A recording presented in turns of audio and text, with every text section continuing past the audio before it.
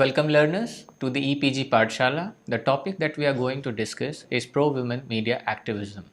In this topic, we'll be discussing what exactly the media is and what is its role in bringing up different women-centric issues. This topic has been divided into 5 sub-themes. First of all, we'll define what is media and media activism. Secondly, we'll discuss about the different role of media in bringing up different women-centric issues. Third, we'll talk about the distinction between media trial and media activism. Further, we'll come up with different cases where the media has played its role. Also, we'll find out whether this bringing up of different women-centric issues is really a responsible agent of media or it is just a way of garnering TRP. So let's proceed further and define media and media activism. So what is media? When we talk about media, according to Merriam-Webster dictionary, media is defined as a medium of cultivation, conveyance or expression. Here we must keep in mind the term media is used in the context of technology or means of transmission of message from one person or another or many or masses. Like we can say that newspapers, magazines, radio, television and internet are different media transmitting a message or information from a person, a media organization to a large audience who are separated by time and space. The term media is often synonymously is used for mass media and mass communication. Thus, we can say that media's role is of a scrutinizer. In doing so, it enlightens the public and citizens regarding different facets of an issue. At times, media takes up an issue with an agenda to fulfill which occupies most of the media space and time. This agenda-based reporting of an issue on the media platforms is known as media activism. Thus, when media takes up an idea or issue for social and political development, where it entrusts itself the role of an activist serving as an agent of change is considered to be media activism. Now learners, let us know what the media activism is or the internet activism is. Graham McKell in his book Future Active Media Activism and the Internet has mentioned about internet activism. Internet activism is defined as the political uses of network computers that attempt to effect social or cultural change in the offline world. A politics which can use the graphical and multimedia capabilities of the web as well as text-based applications such as email. It employs communication technologies to publish news, which includes audio-video investigative clips and registering protests on different platforms. Sometimes this activism is attributed to the grassroots activists and anarchists. Now let's discuss the role of media in women-centric issues. Media is considered as a fourth state of democracy along with the other three, that is, judiciary, legislative and executive. The latter three states help in the proper functioning of the democracy, that is, they complement each other as well as guide. So, the role of media becomes very important in the democracy where the powers are bestowed to the citizens of the country. So, in a way, all these states maintain a check and a balance on each other. Further, now the question arises, what would happen when the other three states do not perform their duties properly? Who will bring check on these states and not to be influenced by it? Here the answer to the question is one, that is media through its reports and coverage. Media is an independent entity without the control of government except what is laid down in the constitution and the ethical norms given by different bodies concerning media. The Article 19.1a of the Constitution of India gives immense power and immunity to the media. This article talks about the right to freedom of speech and expression to all the citizens of India. And by that definition, media gets the advantage of this article. Media brings the activities of other three states in front of the public by facilitating debate and discussion, as well as reporting the daily events and in-depth investigative reports related to any issue. There are different women-centric issues where the media has played a role. Let's know about it, learners. First of all, the first case which we can talk about is the Tandoor Naina Sahani case, then Shah Bano case, then Shaheen Dadha case, Ishrat Jahan fake encounter case, Iram Charu Sharmila case, Badaun rape case in 2014, Captain Divya Ajit leading of first all-women contingent on Republic Day 2015, and Wing Commander Pooja Thakur giving ceremonial guard of honor to President Obama.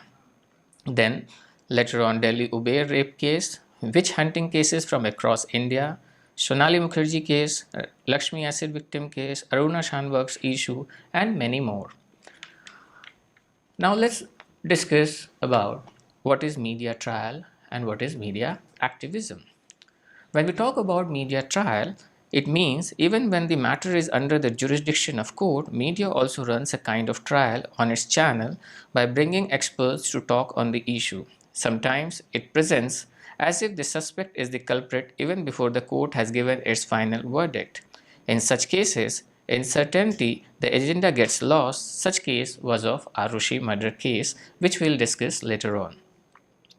Also, when we talk about this whole concept of media trial and media activism, the concept becomes more vague because in this era of liberalization and market economy, media is no longer confined only to social services but has broadened its horizon as a business entity too.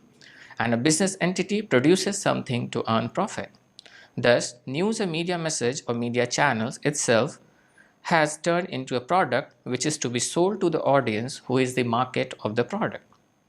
There are multiple players, media houses and communication channels catering to audience's demand, which gives rise to viewership war to target them.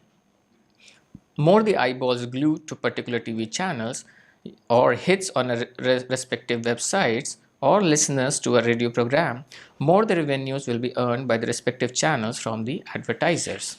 A lot of media channels are controlled by governing or ruling elites, political and economic. In India, large section of media is owned by one man, Mukesh Ambani, the Reliance Group. The prime motive of media organization has turned into earning revenues. To what extent the questioning of governing elites will be justified? So this question here arises. Also the question arises, are we seeing the altered truth, not the truth which is real? Whether is it media which sets the agenda for public opinion? Yes, media sets the agenda and decides what we must see and what not. This is explained by agenda setting theory.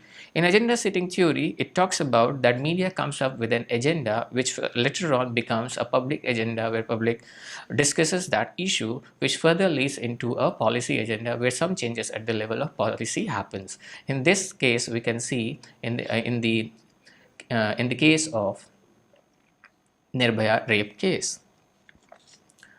Also, when we talk about media trial and media activism, there is the concept of sensationalization and voyeurism. In a competitive market, when one media organization is offering a news story on a much sought-after issue or event, the other channel is also forced to offer the same. This we term as packed journalism. It turns into the desperate need to show or break the story first, so somewhere the news value is lost. Thus, the social responsibility theory or normative theories loses its meaning to some extent as majority of the media organizations are trying to gain high TRPs, that is television rating point. Some of the reasons we can attribute to the prominence of women issues at present time. Let us know about it. A lot of cases of gender discrimination occurring in metropolitan cities, particularly New Delhi and Mumbai. A lot of cases from Delhi and NCR, that is National Capital Region, are being reported. Since media hub is in Noida near to Delhi, so its reporting is high. A lot of debate and discussion on women issues in the public sphere.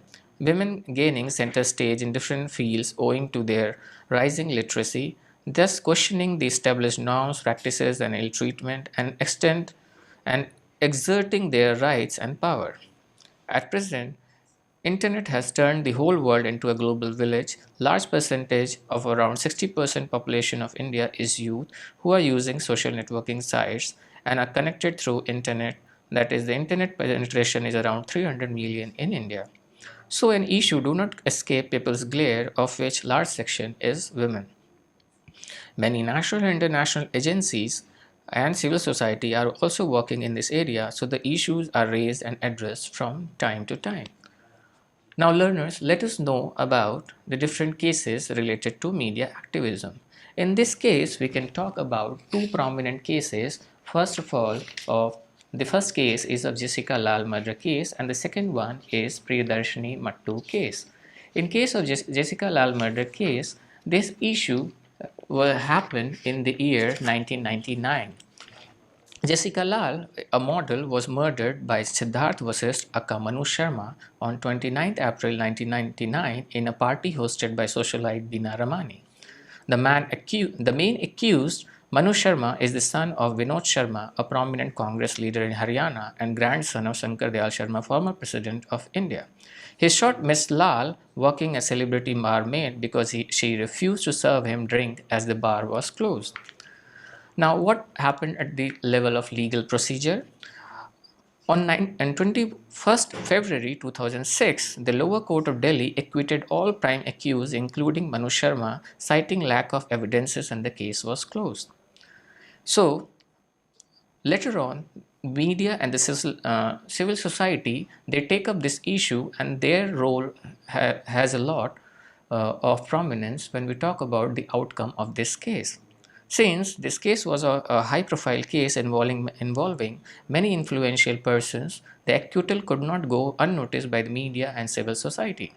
Some of the news channels and newspapers actively highlighted this case, leading into a public outcry.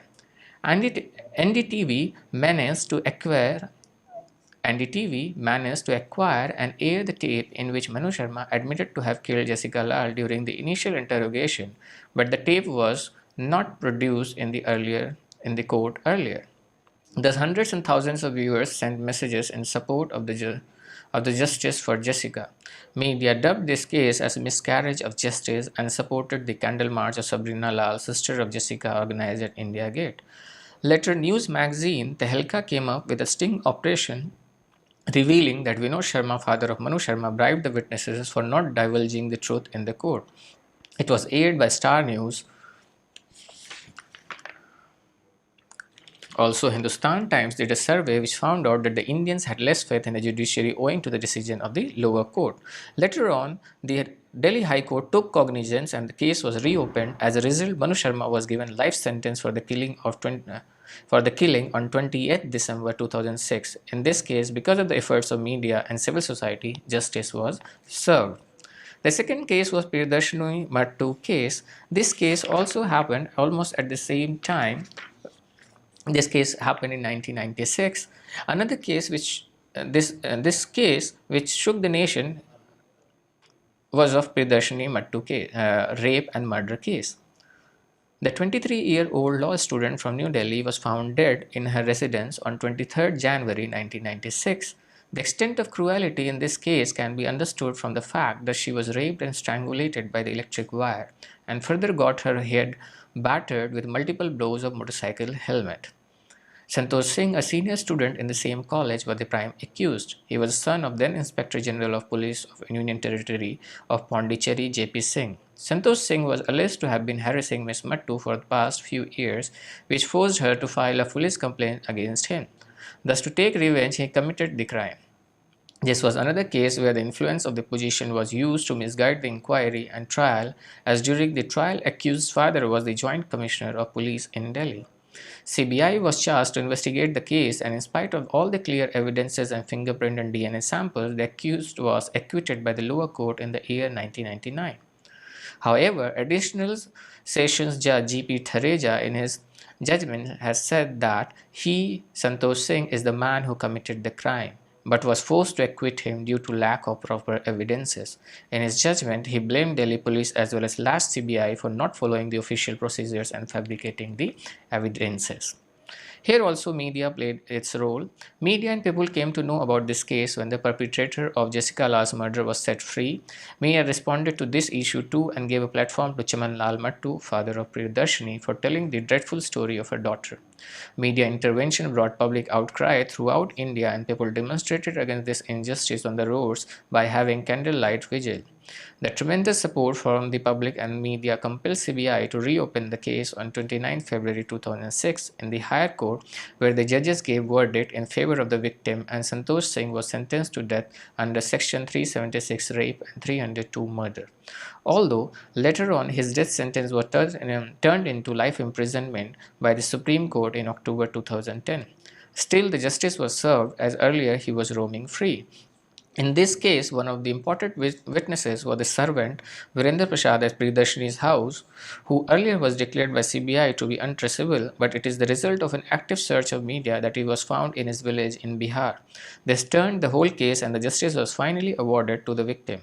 It is one of the remarkable cases in the history of Indian judiciary where the case was taken up on daily basis in the Delhi High Court, and the final verdict was given within 6 weeks. This could happen only by the interference of media and public support. Now, the another issue which shook the nation was related to Arushi murder case. This case is really important with the fact because here media did not go to an extent of media activism, but they went to to an extent of doing the media trial of the parents of Arushi. This issue happened on 15th May 2008. A 14-year-old girl named Arushi Talwar was found dead in her house. The twist to this murder came when the servant of the house, Himraj, was also found dead a day later on the terrace, which was locked from inside. The parents of Arushi were suspected for this murder, making it a case of alleged honor killing. This was the high-profile case as Talwars were from rich class, parents were doctors. Also, in this case, media crossed all the barriers of ethical journalism and resorted to sensationalism and voyeuristic approach to cover this story. This approach, combined with the on-air trial of the accused Arushi's parents by the media, aggravated the stand of media as an active agent of society. In spite of the fact that the matter was sub judice, media left no stone unturned in making this story a fodder for its TRP. Except some responsible news providers, majorities were wrestling with the other media houses to achieve high TV rating points, and their wrestling story was Arushi case. The fact that this incident happened in one of the sectors of Noida, which was close to Film City, that is the media hub in Noida, brought unnecessary focus on this story. Media got access to the crime spot even before investigative agencies could collect evidences. Media went on to an extent of giving a theatrical effect. Adding to it was the spice of Bollywood celebrities who were giving their reaction on this issue. Also, some channels went on to make different conspiracy theories and made up their own stories intertwined with the whole dramatization on the television, and thus with the sensation of breaking news from time to time. Also, the Arushi murder case, the media coverage is one of the irresponsible acts by the Indian media. Now, learners, let us discuss about the Nirbhaya rape case as a special reference. This issue, where the Nirbhaya Jyoti Singh Pandey was gang raped brutally in a moving bus and thrown on the street without any clothes on. This incident happened in New Delhi on 16 December 2012 in between 8 pm to 9 pm. The extent of brutality can be understood from the fact that 6 men, driver, conductor and their friends, gang raped her one by one and even put an iron rod in her genitalia, resulting into damage of her internal organs. This incident happened when Jyoti was returning home with her male friend after watching a movie. People from India and abroad became outraged and condemned the incident and prayed for her safety. But she died after 2 weeks of giving a brave battle to life in Mount Elizabeth Hospital, Singapore. Thus got the name Nirbhaya by the media, as identity of the rape victims cannot be revealed according to India law. Now, all the news channels and newspapers openly condemned this incident. People came on the streets throughout the country in support of the cause and to book the perpetrators under law. Also, this movement got a lot of support on social networking sites using hashtags, using the names such as Nirbhaya, Jagruti, Damini, Amanat, etc. When Asaram Babu made an irresponsible statement that Nirbhaya should have begged for her life by addressing the rapist as her brothers, media and civil society condemned it. As a result of public outcry, even the government was forced to pass Women's Safety Bill and all the rapists were sentenced to death except one who was a juvenile and the one who died in police custody. In 2015, British documentary filmmaker Leslie Odwin made a 1-hour film for BBC on this incident. It was named India's Daughter. This movie was banned in India for screening in public, but the Braveheart young activist on social networking sites kept on posting the same once the last post was removed. In fact, NDTV went to an extent of keeping his screen blank on air for an hour in protest of this ban. People when tuned in to NDTV could only see an earthen lamp lighting continuously on the black screen for an hour. The screen reflected the title of the documentary, India's Daughter. Till now, we have discussed different issues, learner. Now, let us conclude and see where the path leads further. So, when you talk about the concluding remarks, so press or media serves the interest of the power elite, and therefore reflect their interest. Although the press is obsessed with politics and political issues, but from time to time take up issues of socio-economic and cultural significance. Still, the cases discussed earlier are the examples where the media played a significant role in bringing the culprit to book. But on few occasions, media itself comes under the scrutiny when it serves the interest of the elite, or even worse, then some media professionals are charged with the cases of women harassment, that is Neera Radia case, Tarun Tejwal issue and Smita Sabharwal case are such examples. Internet and social networking sites has provided an alternative platform too. The Indian Express editor-in-chief in this regard, Shekhar Gupta, says that activism is a good idea and a lot of people are full-time activists. But by being activists, media gives good activists a bad name. The job of the media is not to be activists but to be active. Our training has been to avoid activism and to be scrutinizing. Further, Rajdeep Sadesai, who is the former editor-in-chief of M-18 network, he finds no flaws with an activist media. Instead, he blames Supari journalism that has led to a fall in professional standards. He has defined Supari journalism as a tendency to target a particular entity with a predetermined agenda in which half-truth sensationalism is peddled. Whatever the case may be, media, when acts responsibly, serves the purpose of the society and becomes an active agent of change, which we have seen in few of the cases that we have discussed here. So let us now summarize what we have discussed till now.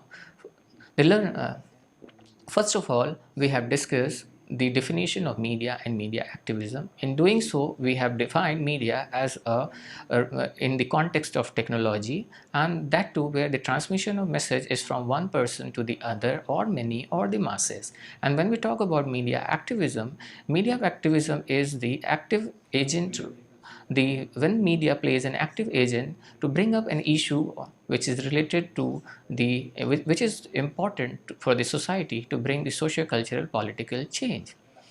Also, when later on we discuss the role of media in different women-centric issues, and we have put some of the cases in the past which has happened in the history of India and where media has played an active role. Then we distinguish between media trial and media activism. In media trial, the media, what they do, they go and prove someone guilty even before the court of law has proven them as guilty. While in media activism, media plays and serves as an agent to bring up an issue for socio-political economic change. Then we have discussed some of the cases related to Priyadarshini Mattu case, then Jessica Lal murder case, then Arushi murder case. In the first two cases of Jessica Lal murder case and Priyadarshini Mattu case, media played an active role, while in the case of Arushi murder case, they became an irresponsible agent and they used more of a voyeuristic treatment for that case. But one case where the special reference we have taken is of Nirbhaya case, where media actively played its role and bring the whole issue in front of the masses, and later on government was forced and was compiled the government was forced to come up with stricter laws related to women's safety bills. Thank you. Sandeep ji done हाँ हाँ सामने देख के बोला नहीं नहीं सामने देख के बोला